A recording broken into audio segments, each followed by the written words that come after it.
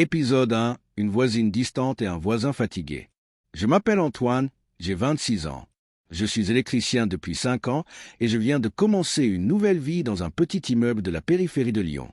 Après mon divorce, j'ai tout quitté. Appartement, souvenirs, quartier que je connaissais par cœur. J'avais juste besoin d'air, de silence et d'un endroit où plus personne ne me reconnaîtrait. Mon nouvel appartement est modeste, 2 pièces au 3e étage, encore chargé de cartons que je n'ai pas eu le courage de déballer. Je vis seul, je travaille beaucoup et je rentre tard, souvent trop fatigué pour penser à autre chose qu'à m'écrouler sur le canapé. La première personne que j'ai croisée en arrivant ici, c'est ma voisine, Élodie, 23 ans.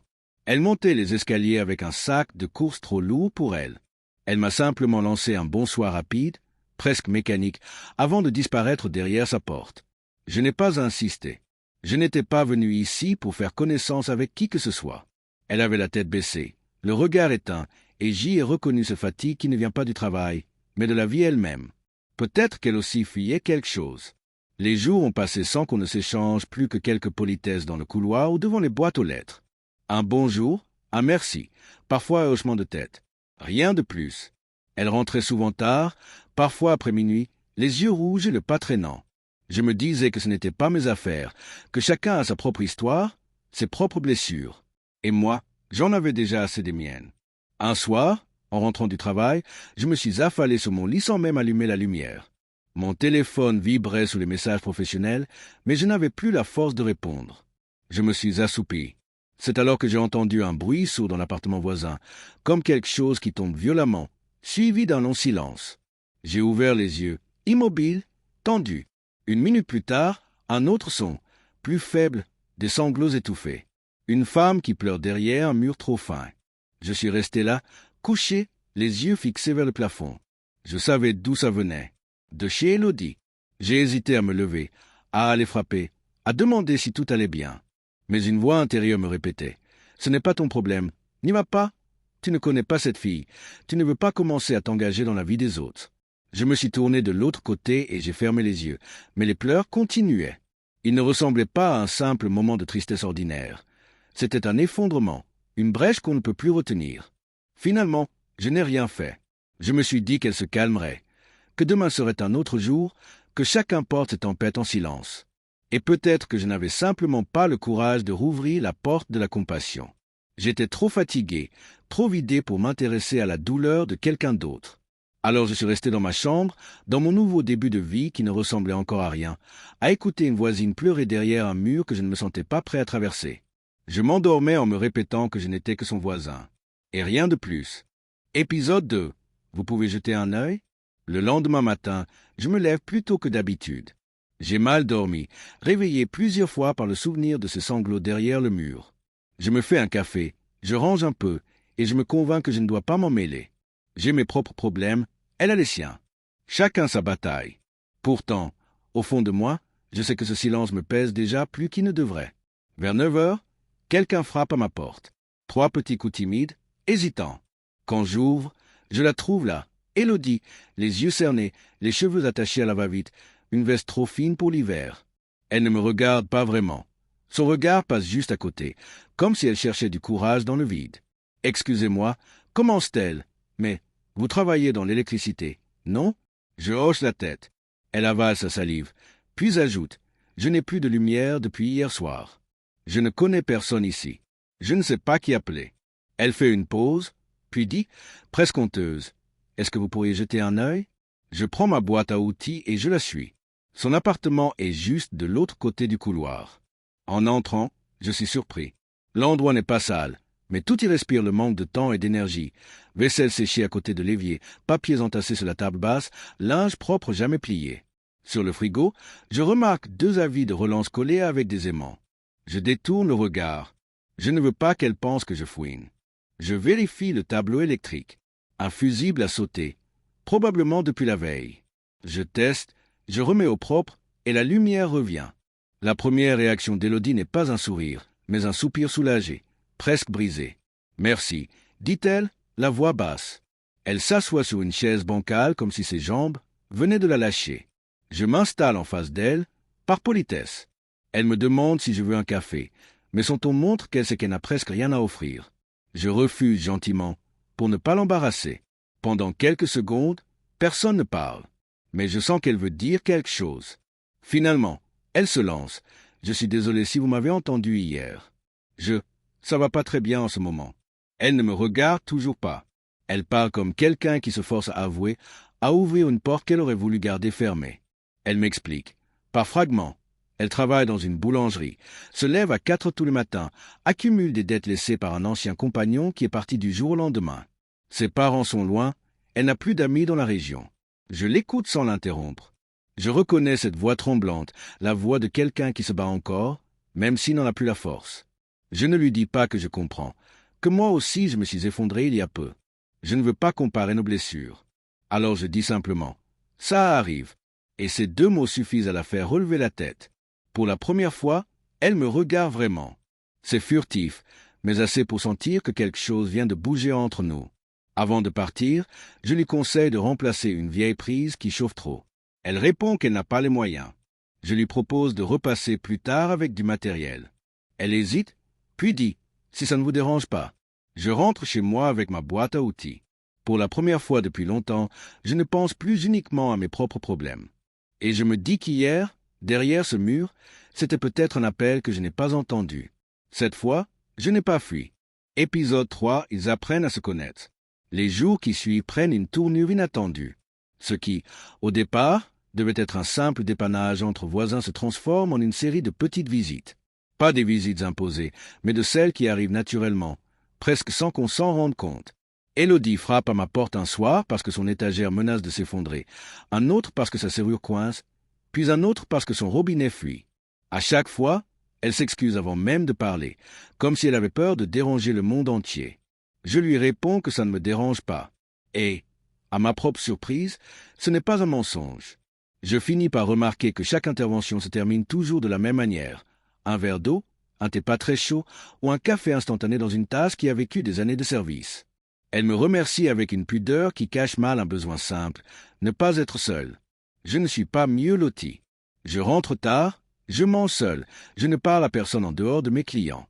Alors, entre 2 réparations, on commence à discuter. De la vie, du travail, de rien et de tout. Au début, les conversations restent polies et timides. Puis, petit à petit, elles se prolongent. Je découvre des choses qu'elle ne dit probablement à personne. Que son ex-compagnon a laissé derrière lui des dettes, des factures, des engagements qu'elle ne peut pas honorer seule. Que chaque mois est une course contre la montre. Qu'elle travaille plus qu'elle ne dort. Que ses journées commencent à 4 heures du matin et que lorsqu'elle rentre, elle n'a souvent même pas l'énergie de manger correctement. Elle parle avec une franchise désarmante, mais sans se plaindre. Juste une femme qui raconte ce qu'elle vit, comme si c'était banal. Elle découvre, à son tour, des morceaux de ma propre histoire. Mon mariage qui s'est effondré après 4 ans, trop jeune, trop vite, trop d'incompréhensions empilées. Une épouse qui voulait aller plus vite que la vie, des attentes que je ne pouvais pas porter. Je n'entre pas dans les détails, je reste pudique. Mais elle voit bien que je ne suis pas arrivé ici par choix, mais par nécessité. Changer de ville, de quartier, de routine, c'était une façon de respirer avant de s'étouffer. Elle ne pose pas beaucoup de questions. Elle écoute, et c'est déjà beaucoup. Ce qui nous rapproche, au final, ce ne sont pas des confidences spectaculaires, mais des gestes simples. Des cafés tardifs après le travail, assis sur une chaise branlante, 2 tasses posées sur une table encombrée. Parfois, on ne parle pas. On écoute la radio en fond ou le bruit de la rue. Et ce silence-là n'a rien de gênant. C'est le genre de silence qui n'appartient qu'aux gens qui se comprennent sans avoir besoin de tout expliquer. Un soir, elle me demande en riant si tous les électriciens sont aussi patients que moi. Je souris. Dans mon ancien appartement, on me reprochait souvent d'être trop calme, trop mesuré. Ici, pour la première fois, c'est une qualité. Elle se rend compte qu'elle ne connaît pas grand monde autour d'elle. Je réalise que je ne connais personne, tout court. Alors elle me dit, « C'est bizarre, mais je crois que je me sens moins seul depuis que vous êtes là. » Je ne réponds pas tout de suite, mais sa phrase reste dans ma tête longtemps, plus que je ne veux l'admettre. Les nuits se mettent à durer un peu plus longtemps. Non pas que nous passions des heures ensemble, mais parce que je rentre chez moi en me sentant différent. Un peu moins vide, un peu moins spectateur de ma propre vie. Je ferme la porte, j'entends celle d'Élodie se fermer aussi, et je me dis que nos 2 solitudes commencent peut-être à se parler à travers le même mur qui nous séparait avant. Rien n'est vraiment dit, Rien n'est décidé. Mais quelque chose change, lentement, comme si nos existences prenaient un tournant sans que nous ayons besoin de le nommer. Je n'étais que son voisin. Et pourtant, chaque jour, un peu moins. Épisode 4, une relation qu'aucun des deux n'avait prévue. Les semaines passent et notre routine change sans que nous nous en rendions vraiment compte. Au début, je pensais simplement l'aider comme un voisin serviable, mais peu à peu nos vies se synchronisent. Quand je rentre du travail, je regarde inconsciemment si la lumière est allumée chez elle. Parfois, elle m'attend devant sa porte avec un sourire fatigué, un paquet de pâtes à la main ou 2 assiettes improvisées parce qu'elle a cuisiné un peu trop. On ne s'en parle pas, on ne se donne pas de rendez-vous, mais nos journées se rejoignent naturellement, comme si elle savait mieux que nous ce dont nous avions besoin. Un dimanche matin, je la trouve assise dans le couloir avec une notice de montage dépliée au sol. Un meuble en kit, trop compliqué, trop de pièces, trop de fatigue. Elle éclate de rire en me voyant. J'allais frapper. Vous étiez ma dernière chance. Elle a ce rire qui la rend soudain plus jeune, presque insouciante, même si l'inquiétude ne quitte jamais complètement son regard. Je l'aide à monter ce meuble pendant presque 2 heures. Parfois elle tient une planche, parfois elle trie les vis, parfois elle s'assoit pour souffler. On parle, mais moins que d'habitude. L'instant suffit. Quand le meuble est enfin monté, elle se laisse tomber sur le canapé et me regarde avec un sérieux inattendu. Tu sais, tu n'es plus juste mon voisin. Je reste silencieux quelques secondes. Ce n'est pas une déclaration, pas une demande, juste une vérité qu'elle pose entre nous. Je m'assois en face d'elle. Je ne sais pas quoi répondre. Mais elle ne m'attend pas. Elle rit encore, se lève, va chercher 2 verres d'eau, retourne à la cuisine et me dit « Ne t'inquiète pas, ça ne change rien. » Mais nous savons tous les deux que si. À partir de ce jour-là, les choses se transforment encore un peu. Elle commence à m'apporter du pain frais le matin quand elle rentre de la boulangerie. Je lui laisse des sachets de café sur sa poignée de porte quand j'en achète plus qu'il m'en faut. Elle apprend à connaître mes habitudes. Que je range toujours mes outils au même endroit, que je m'énerve rarement, que je ne bois pas de vin rouge. J'apprends les siennes, qu'elle oublie souvent de manger, qu'elle laisse traîner des tasses un peu partout, qu'elle s'endort parfois dans ses vêtements. Un soir, alors que je rentre plus tard que d'habitude, j'entends frapper chez moi à peine ai-je posé mes clés. J'ouvre et elle se tient là, les épaules un peu contractées. « J'ai eu peur que tu ne viennes pas », dit-elle simplement. Je ne trouve rien de mieux à répondre que « j'avais beaucoup de travail ». Mais la vérité est que cette phrase me touche plus que je ne peux le montrer. On se retrouve chez elle, 2 tasses sur la table, la radio en fond. Elle me raconte sa journée, je lui raconte la mienne. Rien d'extraordinaire, pourtant l'ordinaire prend une saveur nouvelle. C'est peut-être ça, le début. Nous ne parlons jamais d'avenir. Pas de grands projets, pas de promesses. Nos vies sont trop fragiles pour ça, trop récentes pour se permettre de s'y accrocher. Mais il y a une évidence qui s'installe. On ne fait plus semblant d'être juste 2 voisins qui se croisent dans les escaliers. Un soir, alors qu'elle bâille sans pouvoir s'arrêter, elle pose sa tête sur mon épaule quelques secondes. Je reste immobile, surpris, mais je n'ai pas envie qu'elle la retire. Elle dit doucement « Désolé, je suis épuisé ». Je réponds « Tu peux rester comme ça si tu veux ». Elle ferme les yeux. Ce n'est pas un baiser, pas une étreinte passionnée, rien qui ressemble aux romances des films. C'est un moment simple, tendre, celui de 2 vies cabossées qui, après avoir trop encaissé, trouvent enfin un peu de repos l'une contre l'autre. Quand je rentre chez moi ce soir-là, je ne me pose pas la question de savoir ce que nous sommes. Je le sais déjà. Et elle aussi. Nous ne sommes plus 2 inconnus vivant derrière des murs différents. Nous avons commencé à ouvrir la même porte. Épisode 5, la chute. Le changement est silencieux, presque imperceptible. Nos vies s'installent l'une dans l'autre, sans éclat, sans promesses officielles. Je prends l'habitude de déposer Élodie au travail quand j'ai un chantier dans le même quartier. Elle me laisse des messages vocaux quand je rentre tard. Elle s'endort parfois sur mon canapé et je la ramène chez elle sans la réveiller. Nous avons trouvé une forme de stabilité qui, pour nous deux, ressemble à une victoire. Rien n'est parfait, mais c'est vivant, chaleureux, vrai. Un matin, je passe à la boulangerie pendant ma pause. Elle blanchit la farine des bras jusqu'au coude et me sourit quand elle me voit entrer. Elle parle avec un client et, soudain, je la vois perdre brièvement son équilibre, une main accrochée au plan de travail. Ce n'est qu'un instant, mais elle force un sourire. Ça va, juste fatiguée. Je ne dis rien sur le moment, mais son visage ne me quitte plus de la journée. Le soir, je frappe chez elle pour lui proposer un dîner simple. Elle ouvre, pâle, cernée, mais répond. Ça me fera du bien. Et en effet, elle mange, Elle rit, mais je vois clairement qu'elle lutte contre un malaise qu'elle ne veut pas nommer. La semaine suivante, l'inquiétude grandit.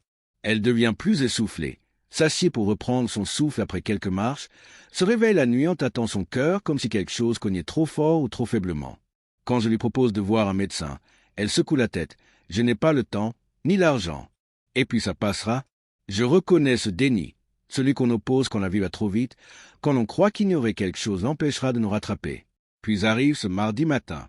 Je suis en retard, je file au travail sans passer à la boulangerie comme j'en ai l'habitude. À midi, mon téléphone sonne, le patron de la boulangerie. Il me demande si je sais pourquoi Élodie n'est pas arrivée. Elle n'a pas appelé. Personne ne répond chez elle.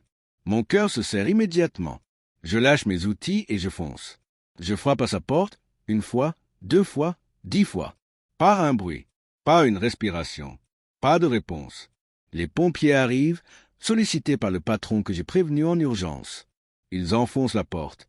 Tout se passe vite, trop vite pour mon esprit qui n'arrive pas à comprendre. Elle est là, au sol, inconsciente, une tasse renversée à côté d'elle. Son visage est trop blanc, son corps trop immobile. J'entends la radio des pompiers, les gestes précis, les ordres brefs. Je reste planté, impuissant. On l'emmène. Je suis dans le camion derrière la vitre, les mains serrées jusqu'à en avoir mal. La ville défile sans que je la voie. À l'hôpital, tout devient une succession de couloirs et de portes fermées. Un médecin arrive, sérieux, calme, presque désolé d'avance. Elle avait une cardiopathie évolutive diagnostiquée trop tard. Pas suivie, pas traitée. Elle a tenu jusqu'à ce que son cœur lâche. Ces mots percent ma poitrine comme un coup de marteau. Je reste debout, sans réaction. Je n'ai pas de larmes. Pas encore. Juste ce silence qui envahit tout. Je la revois sur son canapé, en train de sourire avec lassitude. Je me souviens du moment où elle m'a dit que je n'étais plus seulement son voisin. Je me souviens de son rire discret quand le meuble a enfin tenu debout. Je revois chaque instant simple, chaque minute que nous avons gagnée, goutte à goutte, pour finalement se les faire reprendre d'un coup. Quand je rentre chez elle pour récupérer quelques affaires, l'appartement est encore imprégné de sa présence. Une tasse à moitié pleine sur la table, un paquet de farine ouvert, c'est qu'elle est posée à l'endroit exact où elle les laissait toujours. Je m'assois sur la chaise que nous avions montée ensemble. Je passe la main sur le dossier encore rugueux, et l'armure que je portais depuis des années se fissure enfin. Je comprends que tout est fini. Pas en suspens, pas dans l'attente d'une suite. Fini, définitivement. Je n'étais que son voisin. Puis j'étais devenu quelqu'un dans sa vie, quelqu'un qui comptait, quelqu'un qui partageait ses miettes de bonheur et ses silences les plus lourds. Et maintenant, je suis celui qui reste dans un appartement vide avec une chaise qui porte encore la chaleur de ses mains. La vie ne s'est pas arrêtée ce jour-là, mais quelque chose en moi, oui. Et personne ne le saura jamais vraiment. Parce que nos plus grandes histoires ne tiennent pas toujours dans des livres, ni dans des dates. Elles tiennent dans des cuisines trop petites, des cafés réchauffés, et une porte qui ne s'ouvrira plus jamais. The End, épisode 5.